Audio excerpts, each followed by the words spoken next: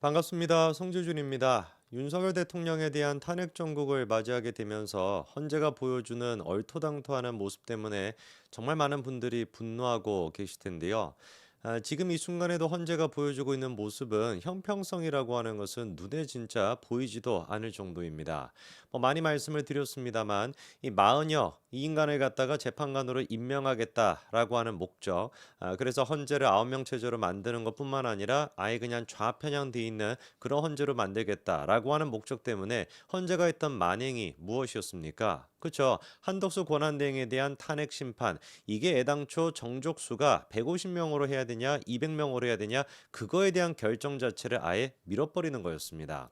상식적으로 생각했었을 때 한덕수 권한대행 자체가 탄핵 정족수가 민주당이 주장했던 것처럼 150명이 아니라 200명이라고 한다면은 한덕수 권한대행에 대한 탄핵 자체가 무효가 되는 겁니다. 그러면 최서모 권한대행 체제 자체가 이게 사라지게 되는 거거든요. 그러면 최서모 권한대행이 뭐라고 임명을 했건 뭐라고 행동을 했건 이거에 대해 가지고 법 이게 위헌이냐 합법이냐 따지는 게 무슨 의미가 있겠습니까? 아예 그냥 체제 자체가 사라지게 되는 것인데, 그렇기 때문에 마은혁에 대한 이 재판을 하겠다라고 한다면은 제일 먼저로 했어야 되는 것은 다른 게 아니라 한덕수 권한대행에 대한 탄핵 여부인데, 그리고 또 정족수 문제인데, 그거는 지금 얘기조차 안 하고 있습니다. 이게 지금 보여주는 게 뭐겠어요? 국민적인 저항, 국민적인 분노가 없었다라고 한다면 진즉에 지금 이제 헌재 같은 경우는 마흔여까지 합쳐가지고 구인 체제를 만들고, 그리고 지금 일각에서 나오는 얘기가 뭡니까? 윤석열 대통령에 대한 탄핵 심판을 3월 중순에 끝낸다, 이런 지금 이야기까지 나오고 있거든요. 그게 원래 지금 문영배가 갖고 있는 기본적인 생각이었던 겁니다.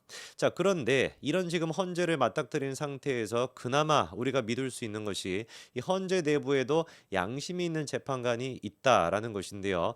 최근에 들어가지고 특히나 이제 그 말도 안 되는 주장을 하는 사람들에 대해 가지고 콕콕 팩트 체크를 해주고 계시는 분이 누굽니까? 정영식 재판관입니다. 그래서 정영식 재판관이 일단 지금 이제 윤석열 대통령에 대한 탄핵, 그리고 이제 또 계엄과 내란, 여기 이제 가장 핵심적인 인물이라고 할 수 있는 게 홍장원 전 국정원 1차장인데, 이 홍장원에 대해 가지고 어떤 식으로 팩트 체크를 했는지 그거를 좀 정리를 해드리도록 하겠습니다.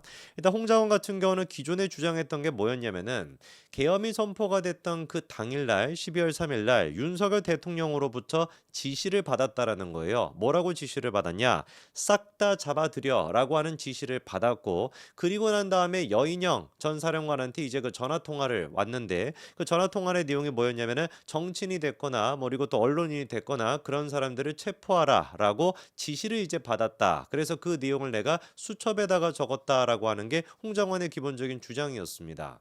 이 홍장원의 주장이 중요한 이유가 뭐냐면은요. 사실상 지금 이제 그 계엄, 내란 이 모든 문제에 대해 가지고 구체적이고 객관적인 물증이 단 한 개도 존재하지 않습니다. 유일하게 물증이라고 지금 얘기할 수 있는 게 이 홍장원의 메모지, 홍장원의 노트 필기한 거. 요게 지금 유일무이한 지금 증거거든요. 바로 그렇기 때문에 민주당 같은 경우도 지금까지 홍장원의 이 노트 필기를 기반으로 해가지고 야 맞지 않냐? 윤석열 대통령이 정치인에 대한 체포 시도하려고 했던 게 맞는 것이고, 그렇기 때문에 불법적인 기업, 불법적인 내란이 맞아, 이렇게 지금 주장해 왔던 거거든요. 바로 그런데 그 유일한 물증에 대해 가지고 이번에 정영식 재판관이 차근차근히 팩트 체크를 했던 겁니다. 자, 일단 그 메모지 한 개 저희 좀 보여주시면은요. 자, 보시는 바처럼 뭐라고 적혀 있습니까? 뭐 김명수도 있고요, 김민호라는 사람도 있고, 뭐 노총 위원장부터 시작해가지고 권순일까지도 이름이 적혀 있고, 그리고 난 다음에 정치인의 이름도 적혀 있습니다. 이재명, 우원식, 한동훈, 김민석, 그다음에 뭐 이런 애들, 딴지일보, 김어준, 조국, 이런 사람의 이름까지 적혀 있다라는 걸 확인할 수가 있죠. 자, 이 부분에 대해 가지고 홍장원에 일단 말이 바뀐 게 있냐라고 한다면 말이 바뀐 게 큽니다. 어떻게 말이 크게 바뀌었냐면은 처음에 같은 경우는 분명히 마치 본인이 작성을 한 것처럼 그런 식으로 주장해 왔었는데, 이번에 이제 그 탄핵 변론 5차 변론에 가서는 홍장원이가 입장을 어떤 식으로 바꿨냐? 자기가 이제 그 왼손잡이다 보니까 휘갈겨 써가지고 글씨를 알아볼 수가 없었다라는 거예요. 자기가 이제 글씨를 알아볼 수가 없다 보니까 보좌관을 시켜가지고 이거를 이제 정자로 다시 적게끔 시켰다. 그러니까 이 메모는 뭐다? 일종의 원본이라고 할 수가 없는 것이고 사실상 재작성된 메모다라고 보는 게 맞겠죠. 그렇죠? 자, 그리고 홍장원이가 과거에 뭐라고 주장을 해왔었냐? 12월 3일 저녁 11시 6분 즈음에 여인형과 통화한 직후에 이 메모를 작성했다라는 게 기존의 입장이었습니다. 그러면서 또 뭐라고 했냐? 12월 3일 저녁 10시 53분 그 정도 즈음에 여인형과 통화하기 전에 윤석열 대통령과 먼저 이제 비아폰으로 통화를 해가지고 이번 기회에 싹 다 잡아들여라고 하는 말을 듣고 윤석열 대통령의 지시가 정말로 맞는가 그거를 확인하기 위해 가지고 자기가 여인현 전 사령관한테 먼저 전화를 걸었다라는 거예요. 그리고 이제 그렇게 전화 통화가 연결이 됐었을 때 여인현 전 사령관이 체포조 소재 파악이 안 된다라고 하면서 명단을 불러줬고 그거를 수첩에 받아 적었다라는 게 기존의 지금까지의 주장이었습니다. 근데 이 지금 메모에 대해 가지고 홍장원 전 차장이 주장하는 게 신빙성이 없다, 이 논란이 있다라고 하는 얘기가 나오는 게 뭐냐면 첫 번째 같은 경우는 지난번에 이제 그 4일에 헌재 변론의 증인으로 출석해 가지고 여인현 전 사령관이 명단을 불러줬는데 당시 국정원장 관사 공터에서 주머니에 있던 수첩에 받아 적었다. 그리고 사무실에 와서 보니까 왼손잡이 글씨라 가지고 내가 봐도 알아보기가 어려워서 보좌관을 시켜 정서를 시켰다. 이런 식으로 그냥 입장을 바꾼 겁니다. 지금까지는 자기가 이거를 써왔고 자기가 그 메모를 갖다가 만든 사람이다라고 했는데 알고 봤더니만 보좌관을 시켜가지고 한 제작성된 메모라는 것이죠, 그렇죠? 그리고 결정적으로 만약에 이제 기존의 내용을 글자 그대로 진짜 보기 쉽게끔 깔끔하게끔 그런 식으로 정리를 한 수준에 불과하다라고 한다면 이 메모를 뭐 옮겨 적었다라고 하는 게 큰 문제가 되지 않겠죠. 근데 우리가 이거를 제작성된 사실상 조작된 메모다라고 부르는 이유가 뭐냐면은 아까 전에 그 메모지 같은 경우는 분명히 뭐라고 적혀 있었냐면은 검거 요청이라고 하는 말이 적혀 있었고요. 가로치고 난 다음에 위치 파악, 소재 파악 이런 식으로 적혀 있었어요. 그게 뭐겠습니까? 여인현 전 사령관으로부터 검거 요청을 받았다라고 하는 게 지금 그 메모에 적혀 있다라는 거 아니겠어요? 근데 알고 봤더니만 이번에 헌재에 나와가지고 홍장원이 하는 얘기를 들어보니까 검거 요청 같은 문구는 여인현 전 사령관이 자기한테 했던 얘기가 아니라 자기가 그냥 추가로 적어놨다라는 겁니다. 그럼 팩트는 뭐였던 것이냐? 여인현 전 사령관은 그냥 해당 인물들에 대한 위치 파악만 요청을 했던 것인데 그 위치 파악을 홍장원이가 자기 자의적으로 위치 파악이 아니라 검거 요청으로 탈바꿈을 시켜버렸던 것이죠. 이러다 보니까 이거를 우리가 지금 뭐라고 하는 거예요? 그냥 단순히 옮겨 적고 했던 것이 아니라 조작이 된 거 아니냐, 제작성된 수준을 넘어가지고 왜곡된 거다, 이렇게까지 지금 얘기가 나오는 거죠.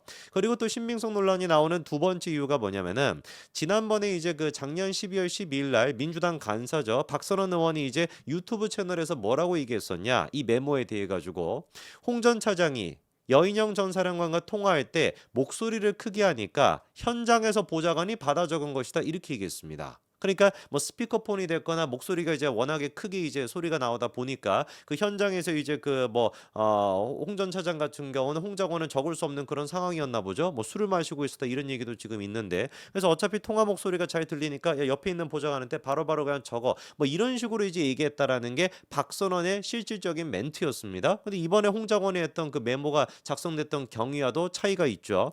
그러면서 박선원이가 그 다음 날은 또 뭐라고 얘기했었냐? 홍 전 차장이 쓴 메모를 나한테 줬다. 이번엔 또 뭐라고 얘기하는, 그 다음 날에는 홍장원이가 작성한 메모라고 또 박선원이가 말을 바꾼 거예요. 그리고 난 다음에 그 순간 통화한 순간 작성한 수기 메모는 이것밖에 없으며 이 메모가 유일한 정치인 체포 지시의 물증이다라고 본인 스스로가 얘기를 했습니다. 그런데 그 물증 자체가 제가 오염이 되어 있고 그리고 홍장원 자체도 자기가 이제 자의적으로 썼다라는 걸 실토로 했으니까 과연 이거를 갖다가 우리가 객관적이라고 할 수 있냐, 이 부분이겠죠.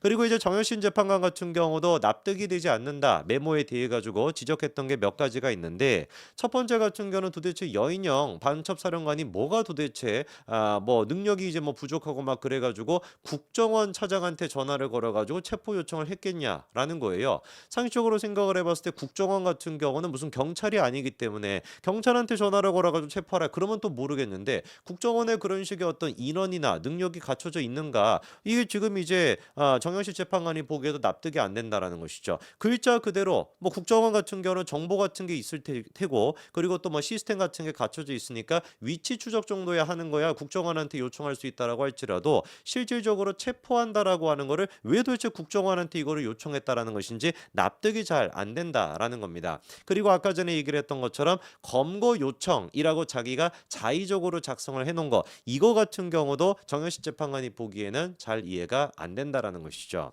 저는 그래서 우리가 뭐 예상했던 발언은 4월 18일 전에 굉장히 좀 간단하게 대통령에 대한 탄핵 심판이 이루어지지 않을까 싶었는데 객관적인 지금 유일한 물증이라고 하는 이것조차도 오염돼 있다라고 하는 지적이 나오고 있는 마당에 과연 이거를 헌재가 일방적인 얘기만을 듣고서 밀어붙일 수 있을지 정말 그렇게 된다라고 한다면 헌재 자체에 대한 국민적인 분노가 지금과는 상상을 할 수 없을 정도로 커지지 않을까 싶습니다. 여기까지 말씀드리겠습니다. 감사합니다.